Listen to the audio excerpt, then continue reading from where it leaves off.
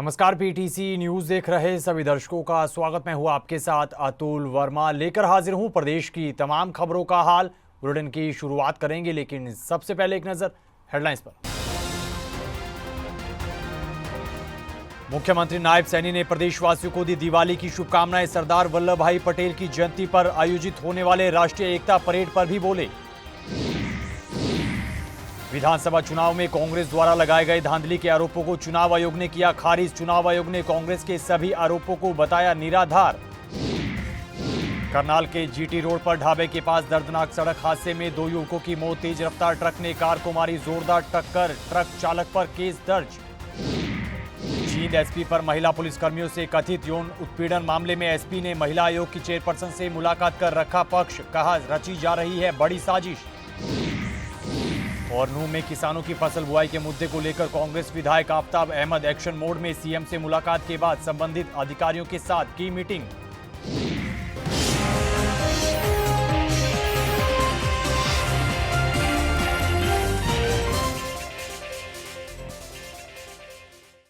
तो चलिए बुलेटिन की शुरुआत करेंगे। हरियाणा विधानसभा चुनाव में कांग्रेस द्वारा लगाए गए धांधली के आरोपों पर चुनाव आयोग ने प्रतिक्रिया दी है और कांग्रेस के तमाम आरोपों को चुनाव आयोग ने खारिज कर दिया है। चुनाव आयोग ने हरियाणा कांग्रेस को 1600 पन्नों का जवाब दिया है, जिसमें चुनाव आयोग ने हरियाणा कांग्रेस के सभी आरोपों को निराधार, गलत और तथ्यहीन बताया है।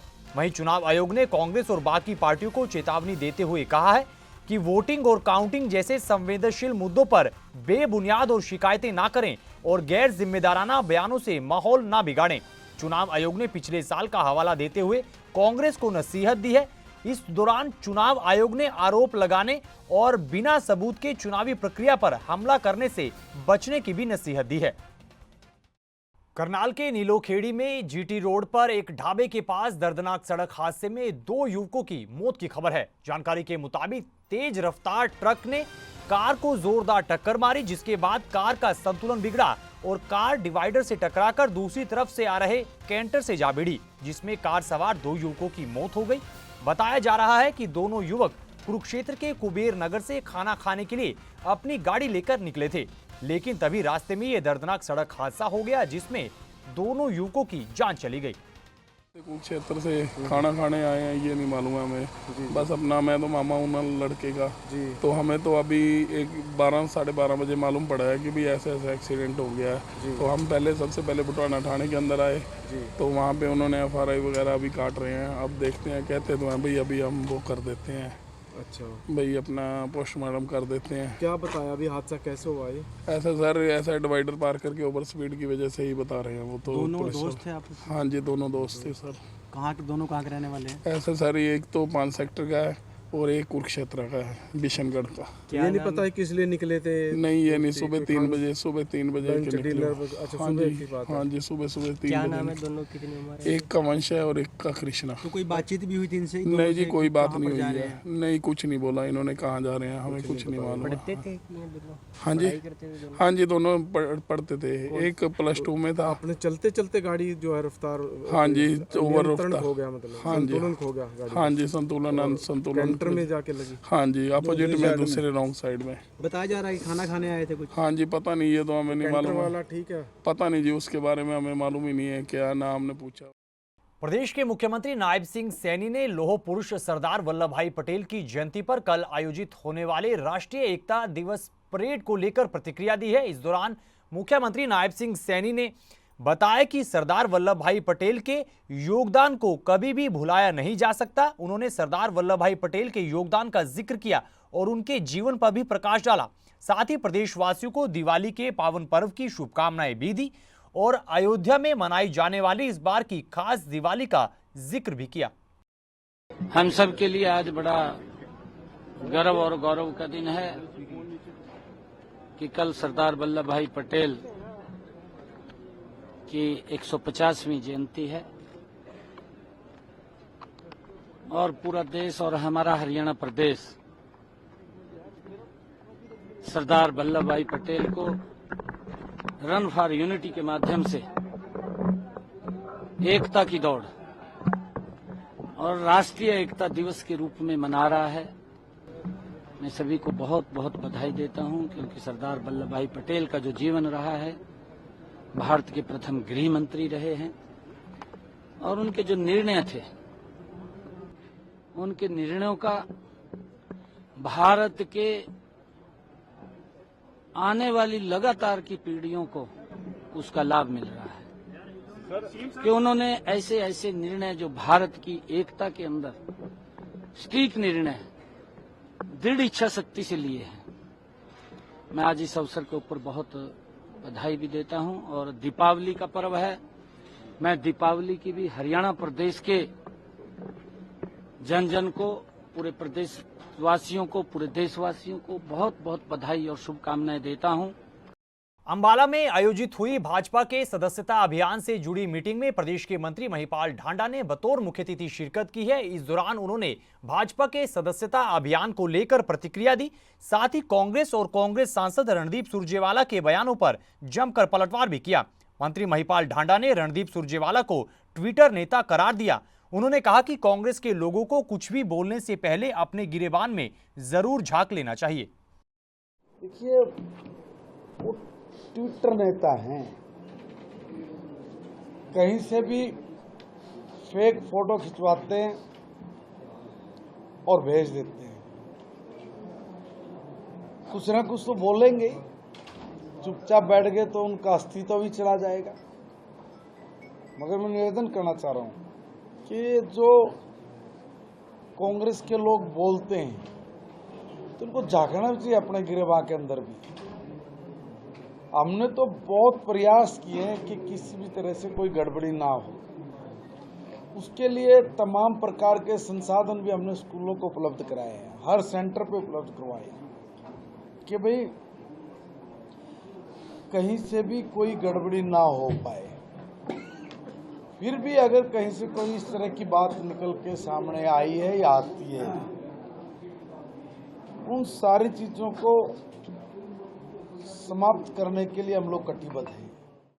नूंह में किसानों की फसल बुआई के मुद्दे को लेकर कांग्रेस विधायक आफताब अहमद एक्शन मोड में नजर आ रहे हैं। बीते दिन मुख्यमंत्री नायब सिंह सैनी से मुलाकात के बाद अब उन्होंने संबंधित अधिकारियों के साथ मीटिंग की है और समीक्षा मीटिंग में उनके काम को लेकर समीक्षा की है। बता दें कि नूंह से तीसरी बार विधायक चुने गए आफताब अहमद किसानों के मुद्दे को लेकर गंभीर हैं और उन्होंने मुख्यमंत्री नायब सिंह सैनी से मिलकर किसानों की कई मांगों को प्रमुखता से उठाया था और उनके जल्द समाधान की मांग भी की है। हम पिछले शुक्रवार को विधायक के तौर पे शपथ लेने गए थे विधानसभा। हमने वहां मुख्यमंत्री को एक पत्र दिया था और उसी में वहां से अधिकारियों के दिशा निर्देश जारी हुए हैं और उसी संदर्भ में आज क्योंकि लोकल अधिकारियों ने उस पर कार्य करना है, उसी में उनसे क्या कार्य उन्होंने किए और किस तरीके के कार्य हुए, जैसे आकेड़ा झील की बात है, चंदेनी और शाहपुर नंगली में जो जल भराव की बात है, सूड़ा के में जल भराव की बात है, आलदो का किरा, छपेड़ा छचेड़ा, दुबाड़ू गांगोली जहाँ पानी ज़्यादा है, उजीना में है, कैरा का नौशेरा, जयसिंहपुर है, तो ढेकली है। तो इस सारे उस पर हमने गांव वाइज एक एक करके उसमें लिया और हमने ये भी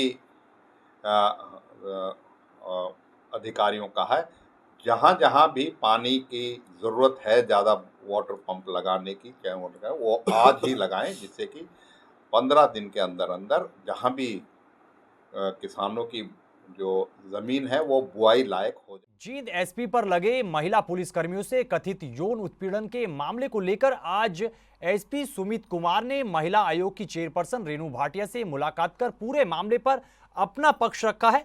वहीं चेयरपर्सन रेणु भाटिया ने इस मामले की सुनवाई तक एसपी सुमित कुमार को तुरंत प्रभाव से जिले से हटाने और छुट्टी पर भेजने के लिए डीजीपी को पत्र लिखा है। इधर जींद के एसपी सुमित कुमार ने कहा कि इन तमाम आरोपों के पीछे बड़ी साजिश रची जा रही है, क्योंकि अभी तक इस मामले में कोई भी शिकायतकर्ता सामने नहीं आया है। आज हमने इस केस के संदर्भ में एसपी जींद को तलब किया था फरीदाबाद वाले अपने कार्यालय में। वो पहुंचे और उनसे गहराई से कई विषयों पर बातचीत हुई। प्रश्न पहला सबसे हमारा ये था कि आपके ऊपर पिन पॉइंट क्यों हुआ, कोई ऐसी खास बात जो महिला अधिकारियों के साथ, कर्मचारियों के साथ आपकी रही हो, या किसी विषय पर अनबन हो, या कोई ऐसा पॉइंट। इन सब बातों को बताते हुए उन्होंने क्लियर किया कि पर्टिकुलर एक भी इस नाम की महिला से वो पर्सनली ना मिले हैं, ना उनकी फ़ोन में कभी नंबर है। इवन उनकी SHO DSP से भी कोई ऐसी रेगुलर बात नहीं रहती इन विषयों पर। परंतु ये लेटर किसने लिखा, ये क्या हुआ, ये कल शाम को थोड़ा सा जो निकला है कि कोई यूट्यूबर है जिसने 1.5 मिनट के अंदर 2 मेल्स जो है इस तरह की हैं, और उन 2 मेल्स में करने के बाद उन्होंने उस मेल आईडी को हटा दिया। तो ये एक बहुत सोचने का विषय है कि ये कौन इस तरह से पुलिस के खिलाफ, पुलिस को इस्तेमाल करने की कार्रवाई कर रहा है। खबर यमुनानगर से है। यमुनानगर में पराली के मसले और DAP खाद के मुद्दे को लेकर किसान एक बार फिर से सड़क पर है। इस दौरान किसानों ने लघु सचिवालय पहुंचकर पुलिस पर धक्का मुक्की करने और लाठीचार्ज करने का बड़ा आरोप लगाया। किसानों के मुताबिक वो भाजपा सांसद नवीन जिंदल और वरुण मुलाना से मुलाकात करने के लिए पहुंचे थे और उन्हें ज्ञापन सौंपना चाहते थे, लेकिन पुलिस ने उन्हें मिलने नहीं दिया और उनके साथ बदसलूकी की। वहीं किसान नेता ने 7 तारीख को पक्का मोर्चा लगाने की सीधी चेतावनी दी है।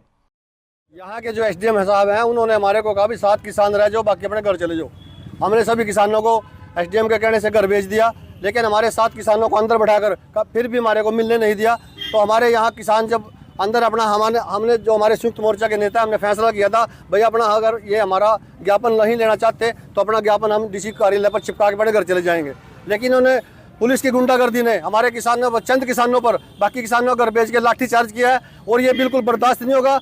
और ये पुलिस वाले अगर इनकी मां ने दूध पिलाया हो तो 7 तारीख को यहाँ पक्का मोर्चा लगाएंगे। 7 तारीख को हम पूरे जिले के किसान यहाँ आएंगे और हमारे प्रदेश स्तरीय नेता और राष्ट्रीय स्तरीय नेता को भी यहाँ बुला के छोड़ेंगे हम, और इसको दिखाएंगे भी किसानों की क्या ताकत है। पता नहीं लाठीचार्ज मनमर्जी है सरकार की, सरकार किसानों से नहीं मिलना चाहती। और बड़े शर्म की बात है, हमारे चुनिंदे जो MP बैठे हैं, एक कांग्रेस के भी MP वरुण मुलाना, क्या उन्होंने नहीं पता भी बाहर किसानों पर लाठी बरसाई जा रही है, भाई मीटिंग से उठ के बाहर आ जाए। और हमने यहाँ तक भी कह दिया भाई हमारे 2 किसान अंदर ग्रीवेंसिंग मीटिंग में ले जाओ, सिर्फ 2 किसान अपना ज्ञापन देकर अपने घर आ जाएंगे। लेकिन पूर्व भी इतनी तानाशाही इस सरकार की, 10 साल भी तानाशाही चली और 5 साल, लेकिन हम तुगल की फरमान सरकार को और सरकार की हर डंडे और लाठी का हम मुकाबला करेंगे। मेरा एक किसान की साथी पर जो आज लाठी बरसाई है, इसका बदला हम 7 तारीख को यहाँ दिखाएंगे, यहाँ के प्रशासन को, पुलिस प्रशासन को, पूरे प्रशासन को। खबरों में आगे बढ़ते हैं। प्रदेश के कैबिनेट मंत्री अनिल विज ने कांग्रेस और कांग्रेस नेताओं के बयानों पर जमकर पलटवार किया है। कांग्रेस नेताओं के बयानों पर तंज कसते हुए अनिल विज ने कहा कि भाजपा सरकार पर बयानबाजी करने से पहले कांग्रेस नेताओं को अपने गिरेबान में जरूर झांक लेना चाहिए। इस दौरान मंत्री अनिल विज ने रणदीप सुरजेवाला, भूपेंद्र सिंह हुड्डा और कुमारी सैलजा का जिक्र किया और कांग्रेस सांसद रणदीप सुरजेवाला के बयानों पर जमकर तंज भी कसा। कौन सा नकल? सुरजेवाला जी खुद भूपेंद्र सिंह हुड्डा की नकल कर रहे हैं, शैलजा भी भूपेंद्र सिंह हुड्डा की नकल कर रही है। इसी कारण से इनका अभी तक विधायक दल का नेता तय नहीं हो पा रहा। तो नकल तो ये मार रहे हैं। उन्होंने कभी किसी की सेवा करी है? इस खानदान ने सेवा तो कर दी इन्होंने मल्लिकार्जुन खड़गे की, नामांकन पत्र भरने के और उनको बाहर दरवाजे पे खड़ा कर दिया।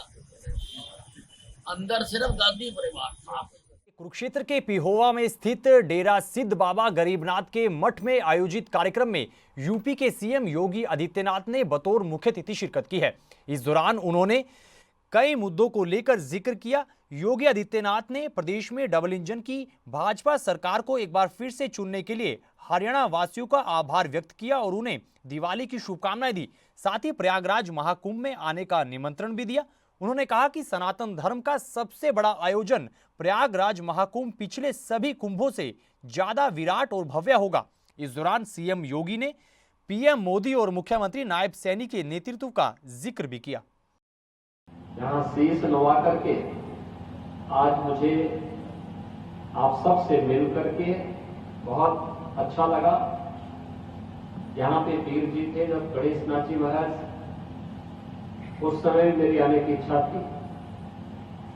वे जब 2 वर्ष पहले दिवंगत हुए तब भी मेरी आने का कार्यक्रम बना था, लेकिन अंतिम क्षणों में कार्यक्रम अपरिहार्य कारणों से स्थगित हुआ। और आज यहाँ पर मैंने परसों ही कहा, जब मेरा कार्यक्रम यहाँ के लिए बन रहा था, तो मैंने कहा कि वहाँ पे एक महंत शेरनाथ जी से भी कहो कि मैं वहाँ भी आऊँगा। और आज मुझे आप सबसे मिलकर के, आपके उत्साह को देख करके बहुत अच्छा लगा कि आप लोग हरियाणा में इस पवित्र स्थल से जुड़े हुए हैं, यहाँ के भक्त हैं। अभी मैं देख रहा था, जब मैं यहाँ के लिए आ रहा था, हजारों की संख्या में श्रद्धालु रास्ते में खड़े हैं, पुष्पांजलि कर रहे हैं, जय घोष कर रहे हैं। हम सबको इस बात को ध्यान में रखना होगा। तो इस खबर के साथ फिलहाल इस बुलेटिन में इतना ही, लेकिन पीटीसी न्यूज पर खबरों का सिलसिला बदस्तूर जारी है। आप बने रहिए पीटीसी न्यूज के साथ और आप सभी को पीटीसी परिवार की तरफ से दिवाली की ढेर सारी शुभकामनाएं। दीजिए इजाजत, नमस्कार।